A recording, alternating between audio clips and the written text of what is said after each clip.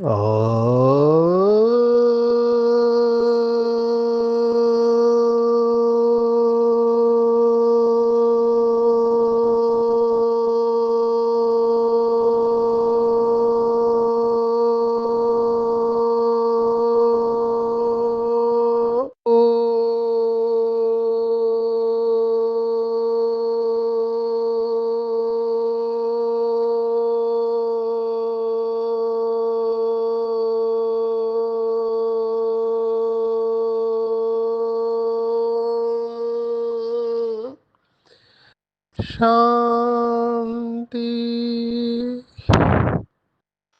आज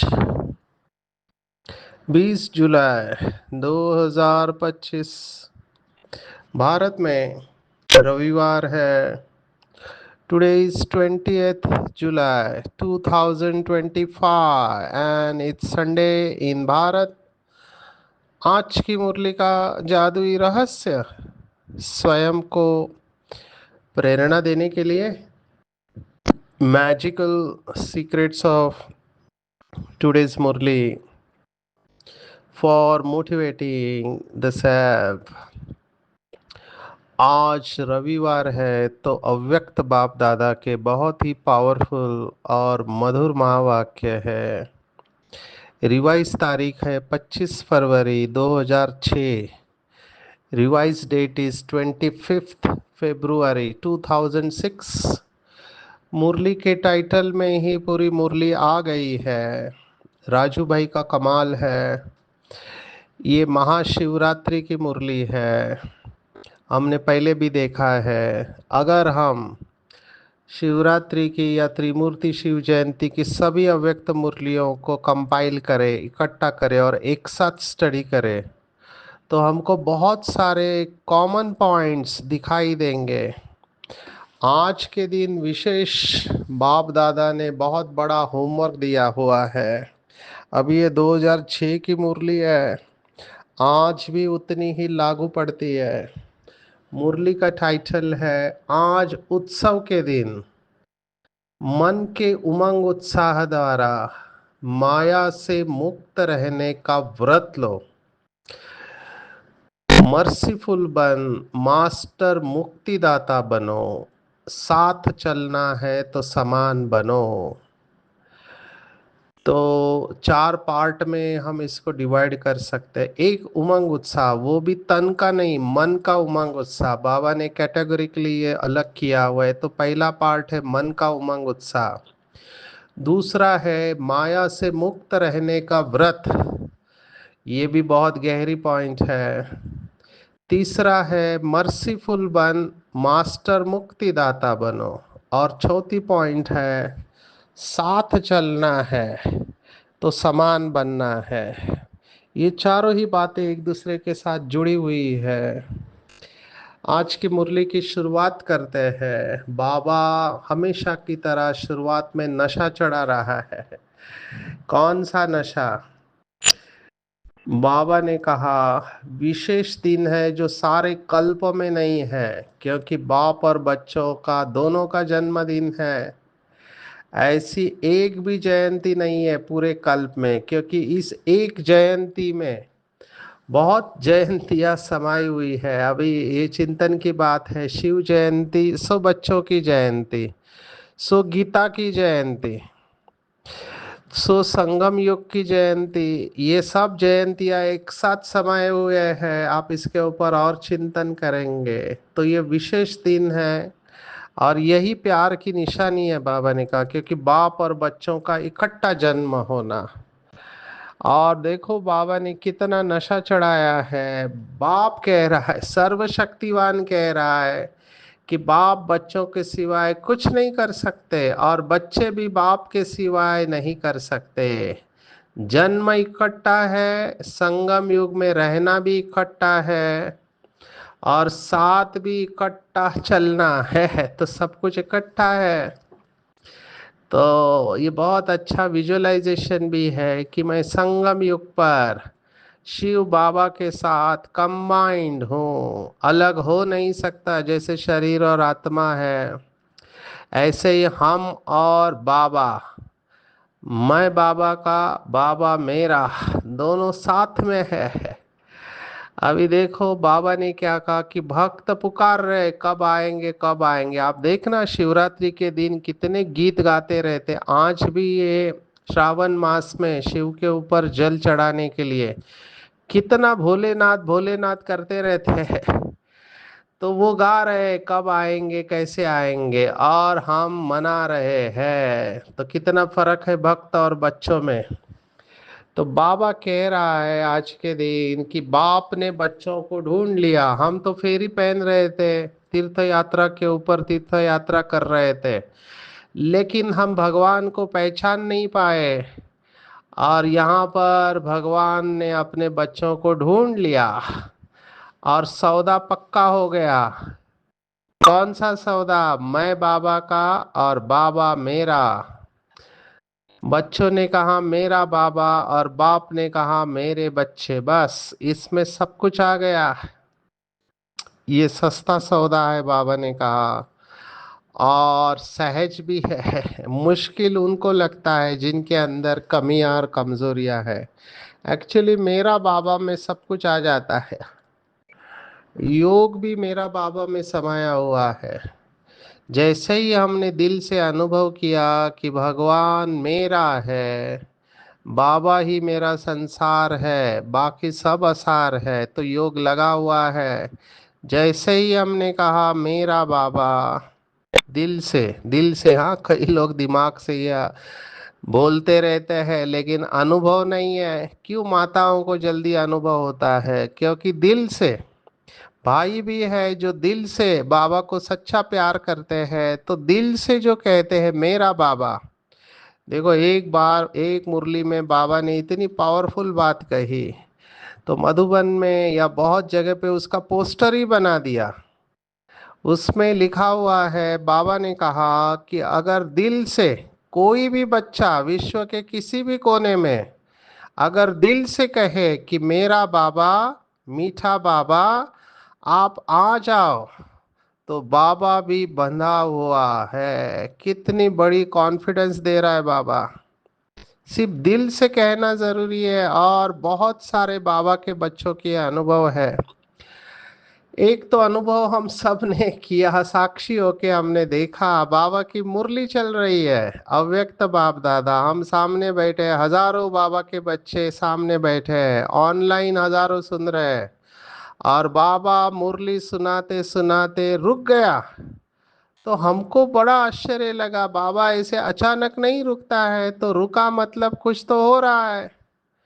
फिर बाबा ने थोड़ी देर बाद आकर फिर कहा कि जगदीश बच्चा याद कर रहा है। आप सोचो, जगदीश भाई उस समय दिल्ली में थे, मुरली आबू में चल रही है, और बाबा को मुरली रोकना पड़ा। तो जगदीश भाई, भाई का शरीर है, फिर भी भगवान को रोक दिया उन्होंने। कितना प्यार करते होंगे बाबा से। सोचो जगदीश भाई कितना भटके होंगे भगवान को पाने के लिए, कहाँ नहीं गए। आप उनका चरित्र पढ़ो, सुनो, उनके अनुभव है ऑडियो में कि मंदिर गए, मस्जिद गए, कहाँ नहीं गए, सब जगह पे ढूंढा। कोई बोला 2 बजे उठो तो 2 बजे उठ के साधना किए, सभी शास्त्र पढ़े, लेकिन भगवान नहीं मिला था। और जैसे ही बाबा मिला, तो ऐसे आत्मा की क्या हालत होगी आप कल्पना कर सकते हैं। फिदा नहीं जाएंगे तो क्या करेंगे। तो ये सच्चा सौदा हम सब बाबा के बच्चों को करना है। सिर्फ दिल से कहना है मेरा बाबा, और बाबा को दिल में बिठा देना है। अभी एक बार बाबा को दिल में बिठा दिया, बाकी सब बातें बहुत सरल हो जाती है। जिन्होंने दिल में बाबा के सिवाय और किसी को बिठाया है उनके लिए मुश्किल है। दुनिया में गीत है, दिल के टुकड़े हजार हुए। आज तक हमने देहधारियों को दिल में बिठाकर देख लिया, क्या मिलता है। ये संसार दुख मूलक है, दुखालयम अशाश्वतम है। मैं बहुत सीनियर सिटीजन से बात करता हूँ, उनकी हालत में देख के वंडर खाता हूँ। वो कहते हैं कि हमने बच्चों के लिए क्या नहीं किया।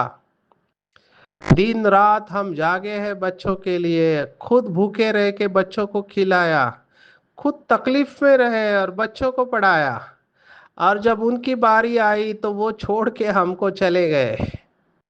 कितना दुख होता होगा इन माँ बाप को। उन्होंने दिल से लगाया था बच्चों को, और उन्हीं बच्चों से उनको दुख मिल रहा है। यहाँ पर पति पत्नी, बाबा ने तो अभी साकार मुरली में कहा था, काटते रहते हैं एक दूसरे को, क्योंकि कलयुग है। तो देहदारी को दिल में बिठाया तो दुख ही मिलना है, भले वो देहदारी कितना भी अच्छा हो। समझो कोई कहता है नहीं हमारा ये आत्मा ऐसी नहीं है, ये बहुत अच्छी है, लेकिन जब वो जाएगी आपको छोड़ के, तब भी आपको दुख ही होगा, क्योंकि आपने उसको दिल में स्थान दे दिया। वो जाने के बाद आपको खाली खाली लगेगा। तो किसी को भी दिल में स्थान देने से पहले सोचना चाहिए कि उसके साथ आने वाले एडवांटेजेस और डिसएडवांटेजेस को। यहाँ पे फर्क है सहारा लेना और सहयोग लेने का। मैं हमेशा कहता है सहयोग तो लेना पड़ेगा, क्योंकि आप साकार दुनिया में हैं, आप अकेले नहीं हैं। लेकिन प्यार केवल एक शिव बाबा से, बाकी लोगों को स्नेह रखना है, लेकिन वो न्यारा प्यारा रहना है, दिल में बिठाना एक बाप को है। तो बाबा ने देखो आज क्या कहा कि आज शिवरात्रि के दिन सभी भक्त जो है वो व्रत लेते हैं। कौन सा व्रत लेते हैं? एक दिन के लिए वो पवित्र रहते हैं। वो लोग एक दिन का उन्होंने कॉपी किया है, उनका भी कमाल है, कॉपी 100% किया है, लेकिन एक दिन के लिए। और बाबा कहते हैं आप बच्चे 21 जन्म के लिए पूरा जीवन भर ये व्रत रखते हो। तो इस जन्म में आप पवित्र वृत्ति दृष्टि कृति पवित्र जीवन का व्रत लिया है। वो तो एक दिन का व्रत लेते, आपने पवित्र जीवन का व्रत लिया, जीवन पवित्र बन गई। अभी पवित्रता बहुत बड़ी बात है, आज की पूरी मुरली इसके ऊपर है। पवित्रता माना केवल आहार नहीं, भोजन का पवित्रता नहीं, व्यवहार, संसार, संस्कार सब पवित्र है, केवल ब्रह्मचर्य नहीं है। एक मुरली में कहा था ब्रह्मचारी बनना है। तो बाबा उसकी गहराई में आज लेके जा रहा है कि काम महाभूत, इसका तो व्रत लिया है, लेकिन साथ में और चार भी है। चार है क्रोध, लोभ, मोह और अहंकार। ये पांचों ही महाभूत है। इसका व्रत अगर लिया है तो उसे सच्चा व्रत कहेंगे। आज तो बाबा ने 3 को छुट्टी दे दी, 2 के ऊपर ही फोकस किया है। बाबा ने काम के साथ क्रोध का भी कहा हुआ है। मुझे बहुत इंटरेस्टिंग लगा जब बाबा ने केवल काम और क्रोध के ऊपर जोर दिया। तो बाबा ने कहा मनसा में भी क्रोध नहीं, दिल में भी क्रोध की फीलिंग नहीं। अभी ये दोनों शब्द बहुत इंपॉर्टेंट है। कई लोग बोलते नहीं है गुस्से में, लेकिन मन में उनके बहुत संकल्प चल रहे होते हैं। तो मनसा में क्रोध है, वाचा में नहीं है। या दिल में ईर्ष्या की फीलिंग है, ये सब क्रोध के बाल बच्चे बाबा ने आज कहे हैं। तो बाल बच्चे पीछे भी है लोभ मोह अहंकार, लेकिन आज बाबा केवल क्रोध का पूछ रहे हैं। काम और क्रोध दोनों का कनेक्शन है। आज तो बाबा ने क्रोध के ऊपर बहुत सारी गहरी बातें सुनाई है। काम और क्रोध का क्या कनेक्शन है? तो कामात क्रोधो भी जायते, ये भगवत गीता का दूसरे अध्याय का श्लोक हमने सुना है। सेकेंड चैप्टर 62 एंड 63 वर्स, 62 और 63वां श्लोक है। बहुत सुंदर है। इसलिए भगवत गीता कई बार बहुत सुंदर गहराई में लेके जाती है। ध्याय तो विषयान पुंसा संगस्तेषु उपजायते, संगात संजायते कामः, कामात् क्रोधो भी जायते, क्रोधात् भवति सम्मोहा, सम्मोहात् स्मृति विभ्रमा, स्मृति भ्रंशात् बुद्धिनाशो, बुद्धिनाशात् प्रणश्यति। कहाँ से शुरुआत किया, कहाँ तक पहुँच गए। जैसे कल इंद्रियों का हमने सुना कि इंद्रियां कैसे एक दूसरे को सहयोग देते हार खिलाती है मालिक को। वो हमने आम का एग्जाम्पल देखा, आम को देखा, पैर गए, हाथ ने तोड़ा, मुंह ने खाया, ये सब इंद्रियां एक दूसरे को सहयोग दे रही है। ऐसे ही ये पूरा चेन बताया है भगवत गीता ने। कौन सा चेन? ध्याये तो विषयान पुंसा, माना विषयों का चिंतन करने से काम की उत्पत्ति होती है। माना इच्छा कैसे उत्पन्न होगी? तो विषयों का चिंतन करने से। जबान के स्वाद की बात ले लो, आज मुझे मीठा खाना है, कई लोगों को खाने में मीठा कंपलसरी चाहिए। अभी मीठे के बगैर भी रह सकते हैं, कई लोगों को चाय कॉफी कंपलसरी चाहिए, नहीं तो योग ही नहीं लगेगा अमृत वेले का। तो ये कंपलसरी नहीं होना चाहिए, किसी के ऊपर डिपेंडेंट नहीं होना चाहिए। तो ये चिंतन चलता है, ये तो जबान का बताया। ऐसे ही बाकी सभी विकार है, चाहिए चाहिए ये विकार है। तो ध्याये तो विषयान पुंसा संगस्तेषु उपजायते संगात संजायते कामा कामात क्रोधो भी जायते। माना जब इच्छा के अनुसार नहीं होता है तो गुस्सा आता है। तो काम और क्रोध का कनेक्शन है। गुस्सा आता है, क्रोधात भवति सम्मोहा, तो बुद्धि के ऊपर मोह का आवरण चढ़ जाता है। उस समय पता नहीं चलता है कि हम क्या कर रहे हैं, क्या बोल रहे हैं, क्योंकि क्रोध के भूत की वजह से मोह का आवरण आ गया। तो काम आ गया, क्रोध आ गया, मोह आ गया। स्मृति भ्रंशो, माना कामात क्रोधो भी जायते क्रोधात भवति सम्मोहा सम्मोहात स्मृति विभ्रमा। मोह से स्मृति का नाश हो जाता है, आपको राइट रॉन्ग की समझ खत्म हो जाती है। मोहात् कामात् क्रोधो भी जायते क्रोधात् भवति सम्मोहात् सम्मोहात् स्मृति विभ्रमा स्मृति भ्रंशात् बुद्धि नाशो। माना स्मृति गई तो बुद्धि गई, और बुद्धि नाशात प्रणश्यति, माना पूरा विनाश हो जाता है। शुरुआत कहाँ से हुआ? काम से हुआ। इसलिए काम और क्रोध बीज में ही आपने पकड़ लिया तो ये पूरा इसका वृक्ष बनेगा ही नहीं। इसलिए आज बाबा ने इसके ऊपर जोर दिया है। बाबा ने कहा क्रोध का अंश भी नहीं चाहिए, ईर्ष्या भी नहीं चाहिए, ये बाल बच्चे हैं। जो इन दोनों से मुक्त रहेगा 1 महीना, बाबा ने कहा उसको सर्टिफिकेट और प्राइज देंगे। क्योंकि व्यर्थ संकल्प भी इसी के वजह से चलते हैं। लगातार व्यर्थ संकल्प के ऊपर पॉइंट्स आ रही है मुरली में। बाबा ने कहा अगर बीज भी पड़ा है तो वो बीज रहा हुआ है, तो उससे कभी तना निकलेगा, कभी शाखा निकलेगी। तो ये काम और क्रोध को बाबा ने जीतने को कहा है। आज महाशिवरात्रि, तो शिवरात्रि के ऊपर बलि चढ़ाते हैं। बाबा ने कई शिवरात्रि की मुरलियों में कहा हुआ है, आज के नहीं लेकिन कई मुरलियों में कहा है कि वो बकरे की बलि चढ़ाते हैं और बकरा मैं करता है, और ये मैंपन ही है इसको जन्म देने वाला।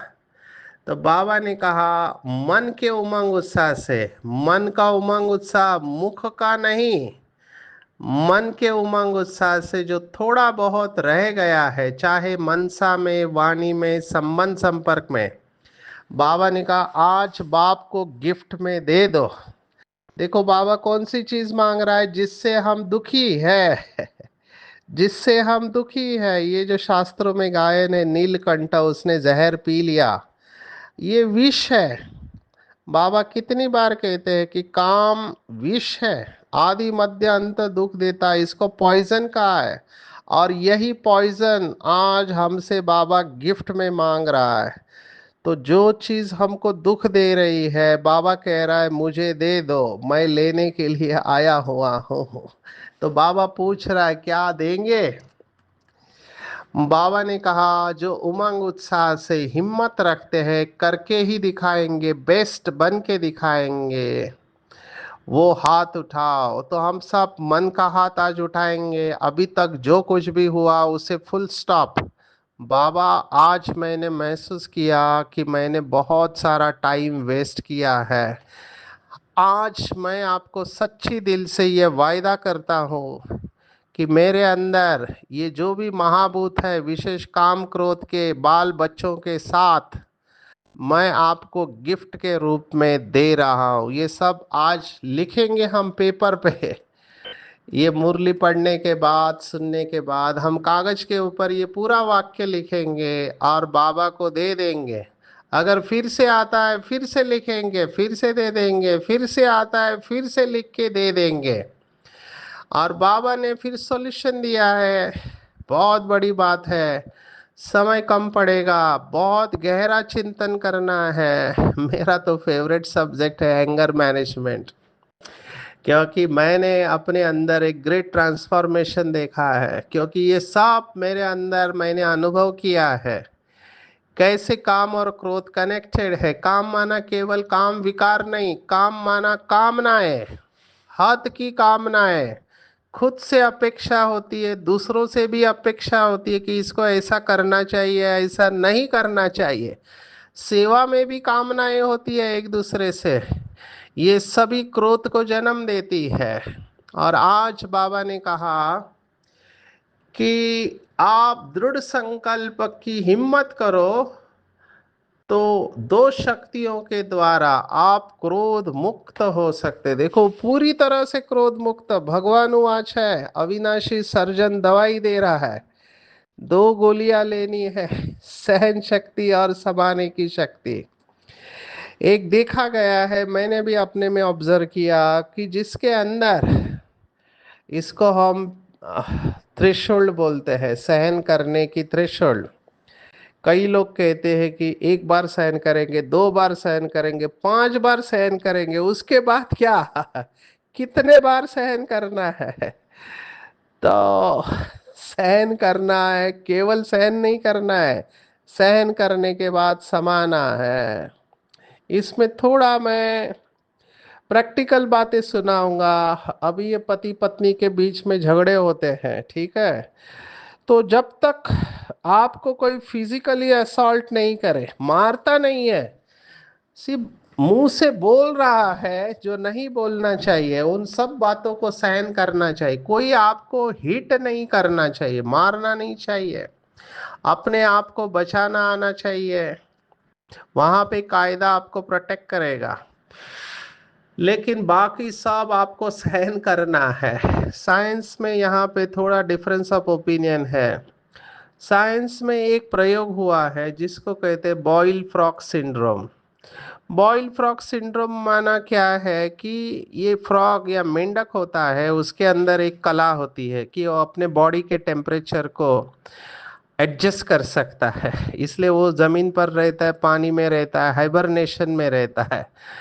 तो उसको पानी में रखा, एक तपेले में पानी का बर्तन, और वो पानी तो नॉर्मल टेम्परेचर पे था, नीचे से उसको सेगड़ी पे रख के नीचे से चालू कर दिया, अभी धीमी आंच पे रखा, तो पानी धीरे धीरे गर्म हो रहा है। और ये मेंढक में शक्ति थी, उसने कहा मैं एडजस्ट कर सकता हूँ, मैं सहन कर सकता हूँ। उसने अपने बॉडी का टेम्परेचर एडजस्ट किया, धीरे धीरे पानी गर्म होने लगा, इसने और एडजस्ट किया और सहन किया। धीरे धीरे पानी उबलने लगा, तब मेंढक को पता चला अभी मुझे जम मारना चाहिए, लेकिन उसकी पूरी शक्ति सहन करने में खत्म हो गई और वो मेंढक मर गया। तो साइंस में कहते हैं, इसको कहते हैं बॉयल फ्रॉग सिंड्रोम। तो वो कहते हैं सहन कितना करना है ये भी हमको डिसाइड करना है।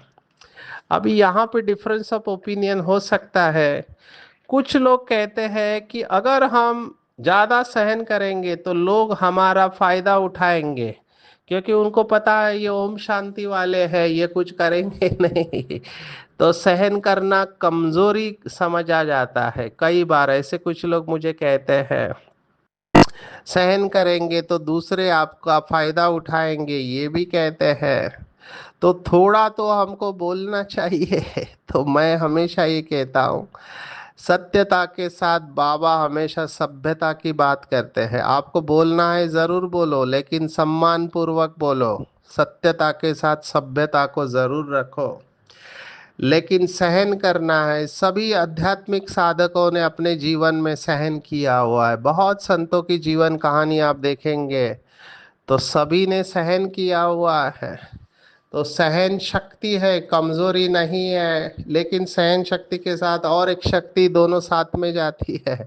बाबा ने कई मुरलियों में कहा है, एक मुरली में तो बाबा ने बहुत अच्छा कहा कि बच्चे सहन करके कमाल कर देते हैं, और फिर जो सहन किया है उसका वर्णन करके कमाल को धमाल में परिवर्तन करते हैं।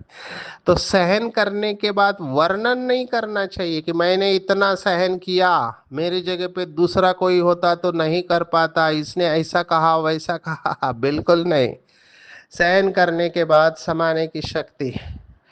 मुझे कहीं पर भी हिस्ट्री में ये याद नहीं है कि मम्मा ने वर्णन किया कि उसने कितना सहन किया। अभी देखो, कई सारी बातें हैं। हमको कुछ लोगों ने कहा कि मम्मा कम उम्र में आई थी यज्ञ में, और बहुत सीनियर आत्माएं थे, उनसे मम्मा आगे गई, तो डेफिनेटली मम्मा को कुछ सुनना तो पड़ा होगा, लेकिन मम्मा ने कभी वर्णन नहीं किया।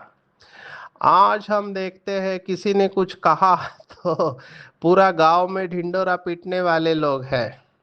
तो सहन करने के बाद समाने की शक्ति बहुत इंपॉर्टेंट है, तभी उसके मार्क्स है। तभी मास्टर सर्वशक्तिवान हम कहते हैं। बाबा ने बहुत अच्छी बात कही है, गुह्य है। कहते हैं कि हमने किसी को दुख नहीं दिया, लेकिन दूसरे ने हमको दुख दिया तो क्या करेंगे। बाबा ने कहा वो भी लेना नहीं है, नहीं तो फीलिंग की बीमारी बढ़ जाती है।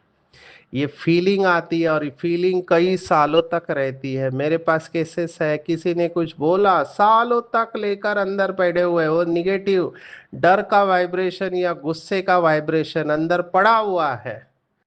तो लेना भी नहीं है। अपने आप को हो, वो कहते हैं ना, वाटर प्रूफ की तरह बनाना है, अंदर कुछ भी नहीं जाना चाहिए निगेटिव एनर्जी। तो ये अभ्यास करना है, ना कुछ लेना है ना कुछ देना है निगेटिव बातें। तो स्वदर्शन चक्र घुमाना है, यह अर्जुन मुझे बनना है। व्यर्थ संकल्पों के ऊपर विजय प्राप्त करना है। बाबा ने कहा माया लास्ट तक खींचती रहेगी, इसलिए अभी माया भी मुक्ति चाहती है, तो उसको भी मुक्ति कर लो, मुक्ति दे दो। सभी मुक्ति मांग रहे हैं, और ये हमारे ऊपर है। जितने भी बाबा के बच्चे अभी बचे हैं, सभी तीव्र पुरुषार्थ करेंगे, काम और क्रोध से मुक्त होके वर्ल्ड की स्टेज पर आएंगे। विशेष बाबा ने कहा दयालु और कृपालु, मर्सीफुल के संस्कार। ये हमने बहुत बार देखा है। मर्सी मर्सी की धुन लगा दो, बाबा ने कहा। तो संगम पर जो इस तरह से दया और रहम के वाइब्रेशन भेजेंगे, द्वापर कलयुग में उनके जड़ चित्रों के द्वारा वाइब्रेशन जाएंगे। लेकिन उसका भरने का पार्ट यहाँ पर है। इसलिए मैं बार बार कहता हूँ, काइंडनेस, काइंडनेस इज स्पिरिचुअलिटी, दया और करुणा। अगर नहीं है तो हम अपने को कितना परसेंटेज स्पिरिचुअल कह सकते हैं। आज मधुबन वालों को विशेष महिमा है कि मधुबन को सभी कॉपी करते हैं। विशेष आज नशा चढ़ा कि स्वयं भगवान हमको योग सिखा रहा है। दुनिया में वो रामदेव बाबा और बाकी हठ योगी कितने हैं जो योगा सिखाते हैं, यहाँ स्वयं भगवान। तो ये वीडियो को निकाल के रोज अभ्यास करना चाहिए। बाबा ने देखो क्या कहा, सेकंड में सब संकल्पों को मर्ज करो, मन बुद्धि द्वारा स्वीट होम जाओ, परम धाम से सूक्ष्म वतन, फिर स्वर्ग में पहुंच जाओ, संगम युग और मधुबन में आ जाओ। ये चक्र लगाने को कहा है। यही विश्व कल्याणकारी आत्माएं हैं। जितना बड़ा परिवार होता है, बाबा ने कहा, उतना इकोनॉमी से चलते। परिवार में ज्यादा सदस्य है तो बचाते हैं, तो अपने समय और शक्तियों का बजट बनाना है, उसको खर्च नहीं करना है, स्टॉक जमा करना है। तभी आप सभी की सेवा कर पाएंगे। संकल्प और बोल के द्वारा हर एक को वरदान देने वाले महादानी बनेंगे। बार बार बाबा स्वराज्य अधिकारी कंट्रोलिंग पावर की बात कह रहा है। कल के मुरली में भी था, आज बाबा ने कहा अगर ये मन और बुद्धि आपके कंट्रोल में नहीं है तो आपको धर्मराज के दरबार में फाइन फाइन भरना पड़ेगा। इसलिए फाइन नहीं बनना भरना है तो रिफाइन बनेंगे, माना सूक्ष्म हो जाएंगे। और कंट्रोलिंग पावर द्वारा मन और बुद्धि ये सूक्ष्म शक्तियों को कंट्रोल में रखेंगे। तो आज की पूरी मुरली में टेक होम है मन के उमंग उत्साह। मन के उमंग उत्साह के द्वारा माया से मुक्त रहने का व्रत लेना है, मर्सीफुल बनना है। मैं मास्टर दया का सागर रहम का सागर हूँ। सहन करने के साथ समाना भी है। अगर बाप समान बनेंगे तभी साथ चलेंगे, नहीं तो बाराती बन के चलना पड़ेगा। बाराती नहीं बनना है, साथी बनना है। तो जो बाप के संस्कार है वही मेरे संस्कार होने चाहिए। और विशेष विश्व कल्याण की जिम्मेवारी ली है तो समय और शक्तियों की इकोनॉमी करना है। हर एक को संकल्प और बोल के द्वारा वरदान देने वाले महादानी बनना है। और धर्मराजपुरी में फाइन नहीं भरना है, तो कंट्रोलिंग पावर के द्वारा मन और बुद्धि को कंट्रोल करके रिफाइन बनना है। अच्छा, ओम शांति।